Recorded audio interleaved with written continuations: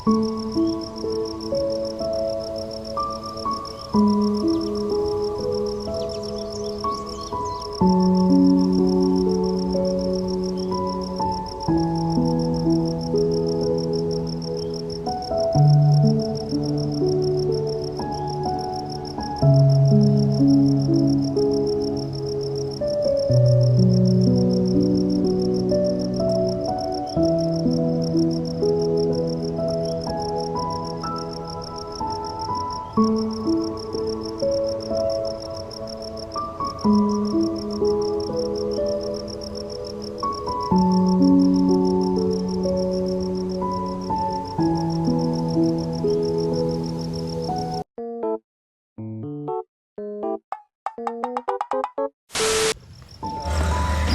guys! Good morning everyone!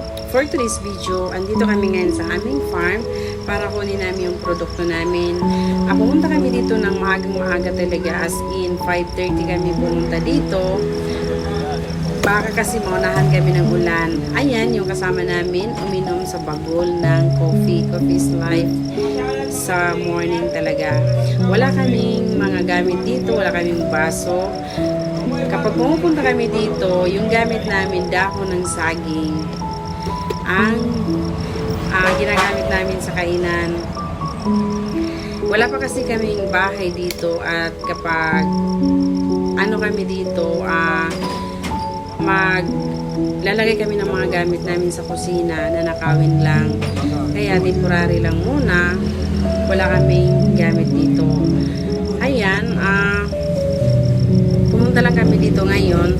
Siguro mga 2 hours lang kami dito at uwi na rin. Maagang-maga kami pumunta dito dahil nga baka maunahan kami ng ulan. Mahirap na pa-slide kasi yung daanan kapag umuulan, kunding ulan lang. Mahirap talaga, baka ikaw ay tumalbog, tumbling ba, magtumbling-tumbling. Kaya nagkanya-kanya silang upo dahil malamig talaga dito pala kapag hindi ko pa nasubukan dito pumunta dito ng umagang-umaga. Ngayon lang kami nakapunta dito. Ayan, kung makikita ninyo yung mangga guys, marami itong punuhan ng mangga, 89 ka punuhan ng mangga ito. At pinabunga namin last year, hindi siya nagtagumpay. Umulan kasi ng mga panahon yun last year. So, baka this year, mapabunga namin ito, may budget. Charot lang. Ayan, yung mga kasamahan namin,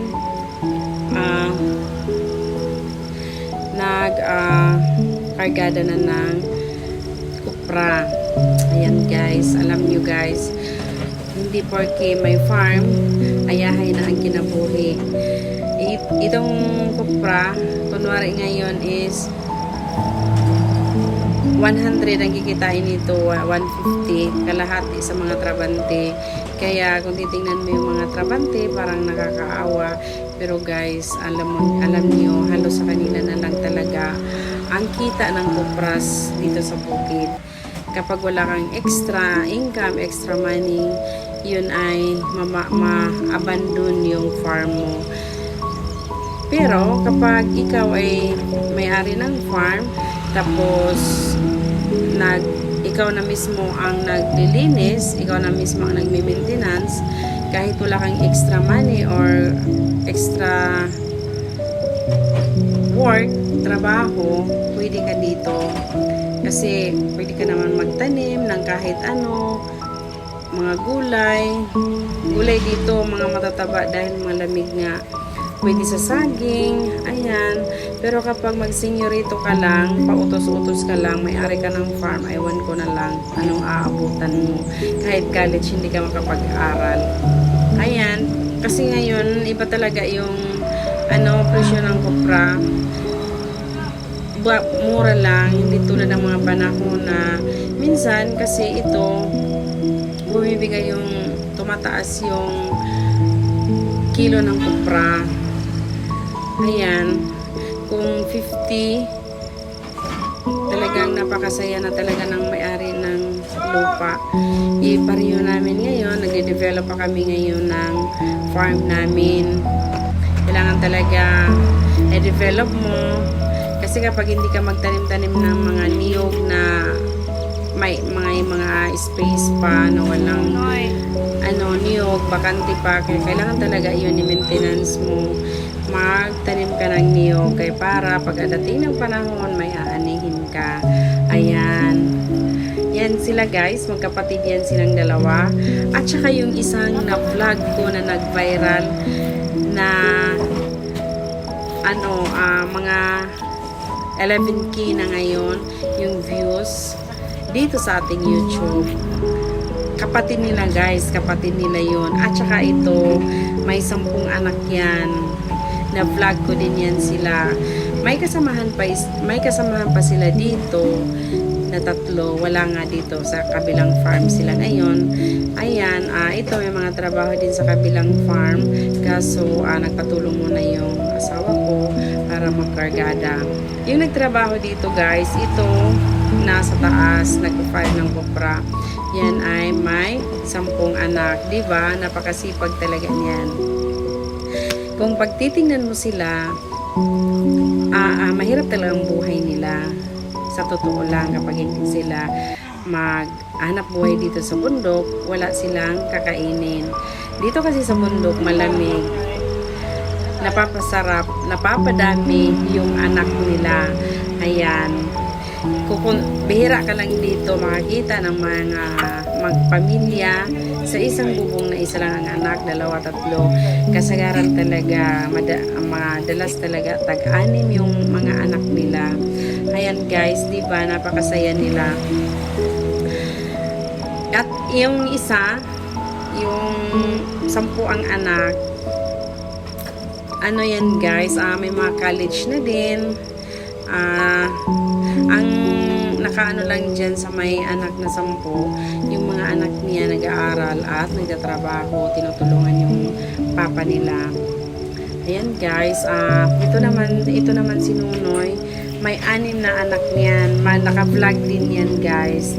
Please support our my YouTube channel. May college din yan guys, si Nunoy. At syempre, ang alam ko, naghiwalay na sila ng asawa niya.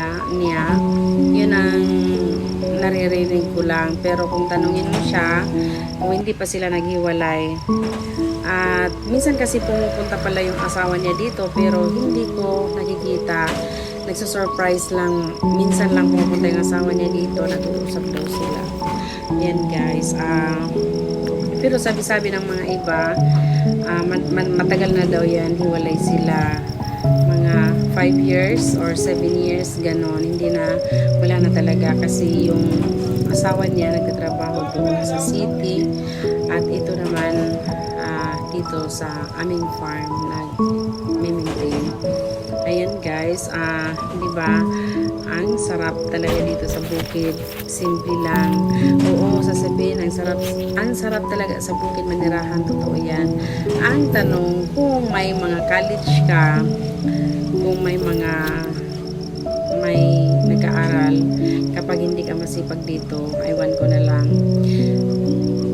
Masarap talaga yung simpleng buhay kapag wala kang obligasyon na nag-aaral. Kaya dito masaya, free stress ka. Yun ay kung wala kang pinapaaral. Yung isa, yung 10 anak na si Junjun, may college yan. Siguro 3 na ang high school niyan. At yung iba mga elementary.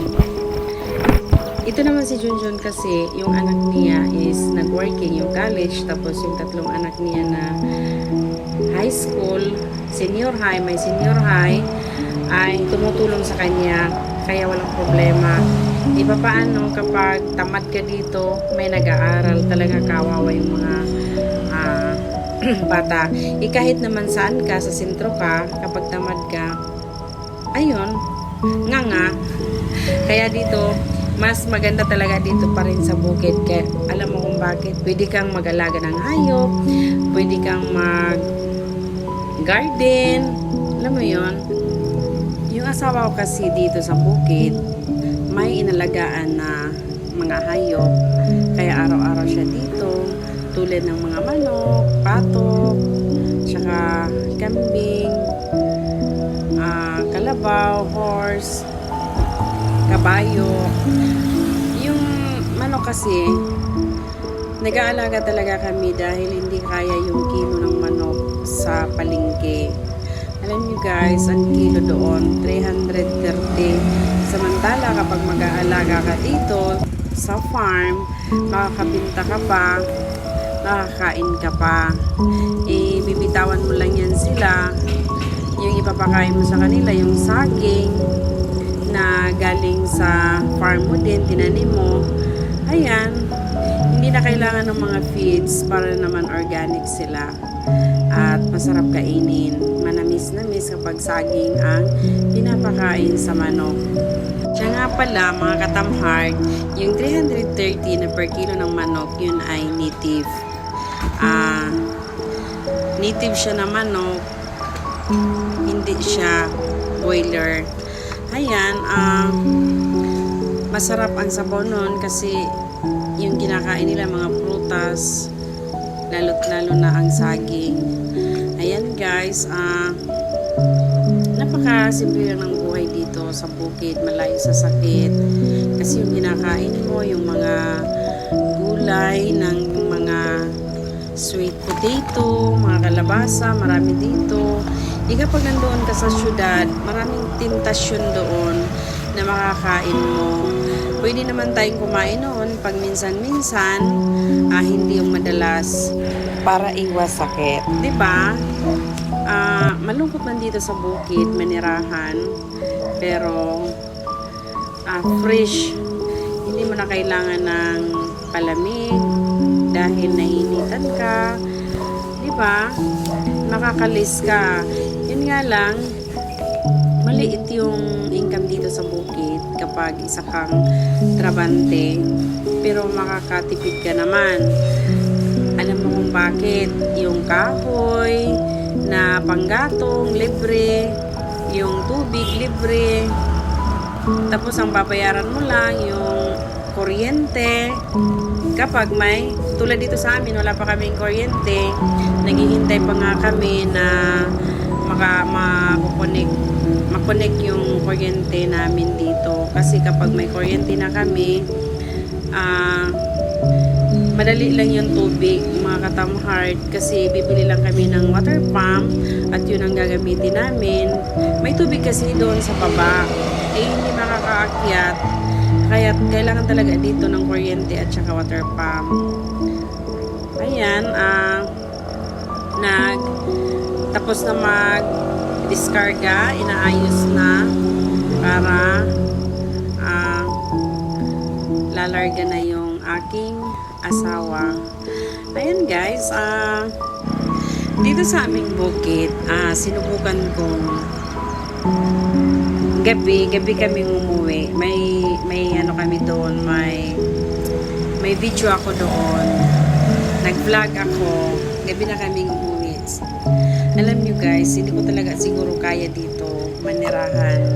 Aywan ko lang, siguro dahil wala pa kaming bahay dito, nung nagpunta kami dito na gabi na kami umuwi, mga 10 yata kaming umuwi, ang dami ko nang naririnig, hindi ko na lang kasi na videohan dahil nga palubat na ako. Pumunta kami dito 7 in the morning, tapos umuwi kami ng 10 at night, kaya nalubat na ako. Sabi ko sa aking asawa, uuwi na tayo. Nagka-enjoy yan kasi marami nga sila dito, 8 sila lahat katrabante dito, nag-ipon-ipon kami. Makikita ninyo doon sa video namin, talagang nakakatakot dito. Talaga siguro tumira kapag walang light. Sabi ko nga sa aking asawa, susubukan natin dito matulog. Isang gabi lang. Sabi naman niya, hindi pwede kasi nga walang bahay. Baka mamaya may mga ahas dyan or mga ibon na tapos open yung tutulugan natin. Hindi talaga pwede. Kaya sabi ko, sige next time, kailangan talaga makagawa kami ng bahay kubo dito guys. Kahit maliit lang. Yung pupunta lang kami dito kung gusto namin. At talagang balak talaga namin tumira dito sa aming bundok, dito sa farm namin. Kasi nga gusto namin mag-additional na mga manok. Paramihin talaga namin. Gusto namin paramihin namin yung manok namin at ibibinta namin. At para din may mga trabaho yung aming mga kasamahan. At yung pinagkakabalahan namin ngayon, mga katamhard, yung pagtatanim namin ng saging. Although may mga saging naman kami, nakaka-harvest kami ng 1,000 kilo, 1,500 kilos, tagtag 20 ang kilo, or ngayon, mababa na, kaya mababa na rin yung kita. Ayan guys, pauwi na kami, sasakay na kami. Ayan, nakakatakot sumakay kasi pabahada nga. Ayan, umaakit na sila kasi uwi na nga kami ng, nagpa-picture pala sila guys. Para may remembrance daw. Itong farm na to, bago lang namin nabili, mga 2 years na yata, or 1 year and a half namin nabili.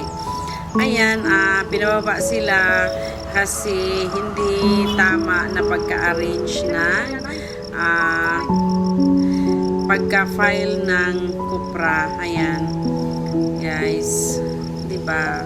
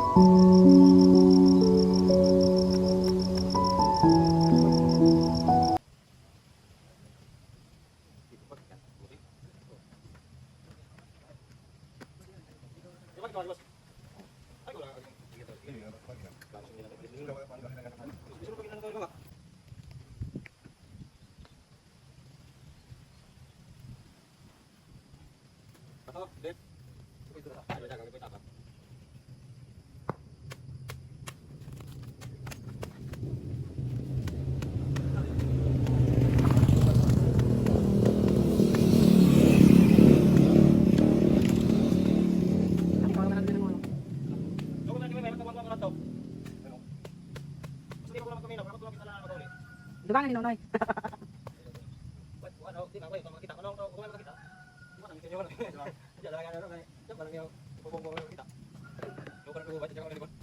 naman ako matagod na gado ko kayong money. At ako pag siguro sila. Ito ang kuhan ito. Kamu na rin mo doon ka. Wala yung mo. Tadyak eh. Di lo pa rin bro. Di ka mo lo pa lang. Duwan yan ba? Di ko sa nabalik ko sa. Oh, kayo mo na siya. Wala mo nung ulong sa ito kayo mo. Di ano ba? Yan para ko na. Yan ba? Hindi mo. Ay hindi tayo. Oh. Tayo. Yung mo din yung pro sang. Di ba? Kunya bilin. Ang kaya bakal ng kuhan. Mon kano do siya bakal. Yan mo bisang. Kaya ko na kanya kuhan. Dokan. Ani ko man ya. Kaya na ito din ko. Pero di wala kasam. Awa ato solo kasam. Adi lang. Lang din. Kaya ano kuan. Kado ko Bisa na bisa ka man doktor. Ani. Ko. Awong kinatransfer ka ba yung dalan kanan. Bisa masawalan niyo ito. Wa. Ari kini. Dito ko yung Pwede ba yan namin ito kape? Kailan ka na may balik. Amo ito bakit biyo pugdang ko ng pagkantunan. Kape mo pugdang. Kape mo pugdang. Hindi ka matala isla ito.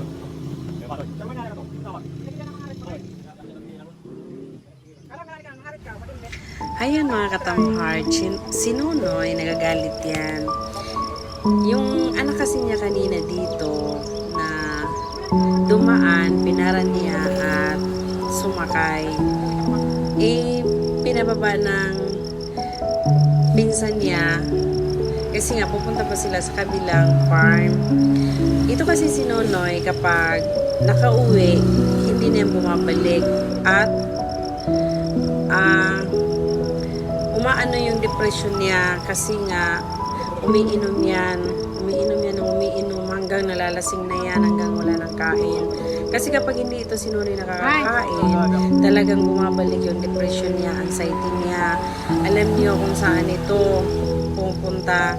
Doon sa pinakatuktok ng bundok, magtatago siya doon sa urnuhan at wala nang kinakain.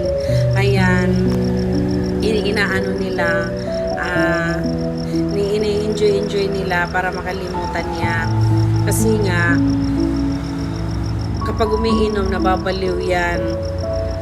Ayan, hanggat maaari, hindi talaga nila pwedeng pauwiin doon sa mga anak. Kasi nga, yung mga anak niya, yung nagpo-problema. Gusto ng mga anak niya talaga, hindi makaka-uwi doon sa bahay. Sabi ng mga anak, sino naman ang anak na ang magulang. Ayan, so far naman, gumagaling na si Nonoy. At alam nyo, ayan, galit, galit talaga. Ayan guys, magbibigay tayo sa kanila ng labor nila na tag 500. Isang oras lang naman ang nila dito. O kalahating oras lang pala yung pag-file nila ng kupra. Ayan, 500 ka agad. Diba? Ang saya-saya talaga kapag yung mga trabante na alam mo ba yung hindi ka bibitawan nila? Ito talaga sila mga mabait yan. Kaya gustong-gusto talaga namin na sila yung aming trabante. Ayan, nakaka-touch talaga kung minsan na yung binibigay mo na enough comfortably sila. Ayan.